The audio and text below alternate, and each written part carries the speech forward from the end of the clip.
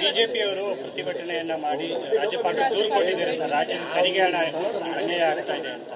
ನೋಡಪ್ಪ, ಬಿಜೆಪಿಯವರು ಅವ್ರಿಗೆ ಈಗ ಗೊತ್ತಾಯ್ತಾ? ನಾವೀಗ ಮಾಡಿ 1.5 ವರ್ಷ ಆಯ್ತು. ನಮ್ಮ ಸರ್ಕಾರ ಬಂದ ವರ್ಷದಲ್ಲೇ ನಾವು ಮಾಡಿದ್ದೇವೆ.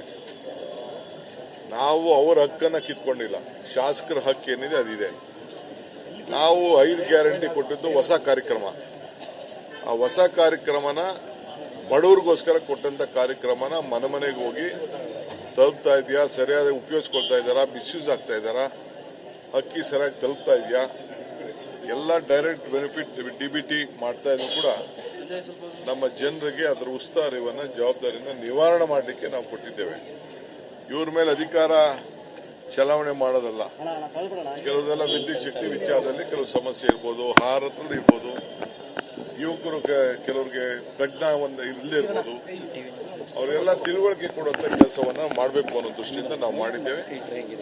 ಇದು ನಮ್ಮ ಪಕ್ಷದ ಕಾರ್ಯಕರ್ತನೇ ಎಲ್ಲರೂ ಮಾಡೋದು. ಈಗ ಮಹಾರಾಷ್ಟ್ರಲ್ಲಿ RSS ಕಾರ್ಯಕರ್ತನ ಒಬ್ಬ MLA ತಾವು, ಮಂತ್ರಿ ತಾವು PA ತಗೋಬೇಕು ಅಂದ್ರೆ, MLA ಅಲ್ಲ ಮಂತ್ರಿಗಳು ತಾವು PA ತಗೋಬೇಕು ಅಂತ ಆರ್ಡರ್ ಮಾಡಿದಾರಪ್ಪ. ಬೇರೆ ಹಿಂದೆ ಯಾವುದೋ KRDB ಇತ್ತು ನಮ್ಮ ಕಲ್ಯಾಣ ಕರ್ನಾಟಕ, ಬಸವರಾಜ್ ಸೇಡಂ ಅವ್ರು ₹300 ಕೊಟ್ಬಿಟ್ಟು ಪ್ಯಾರಲಲ್ ಆಗಿ ಒಬ್ಬ ಚೇರ್ಮನ್ ಅಪಾಯಿಂಟ್ಮೆಂಟ್ ಮಾಡೋದು. ಯಾಕೆ ಮಾಡೋದು? ನಾವು ಆ ರೀತಿ ಮಾಡಿಲ್ಲ. ಅವ್ರಿಗೆ ನಾವೇನು ಹಣ ಗೌರವಧನ ಕೊಡ್ತಾ ಇದೀವಿ.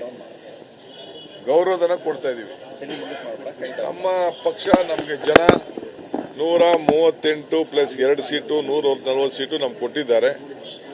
ಕೊಟ್ಟಂತ ಶಕ್ತಿ ಮೇಲೆ ನಾವು ನಮ್ಮ ಕಾರ್ಯಕರ್ತರಿಗೆ ನಿಮ್ಮ ಪಕ್ಷವನ್ನ ಕಟ್ಟಿಕೊಂಡು ಜನರಿಗೆ ಎಲ್ಲಾ ಪಾರ್ಟಿಯವ್ರಿಗೂ ನ್ಯಾಯ ಸಿಗ್ಲಿ ಅಂತೇಳಿ ನಾವು ಈ ಅವಕಾಶ ಕೊಟ್ಟಿದ್ದೀವಿ.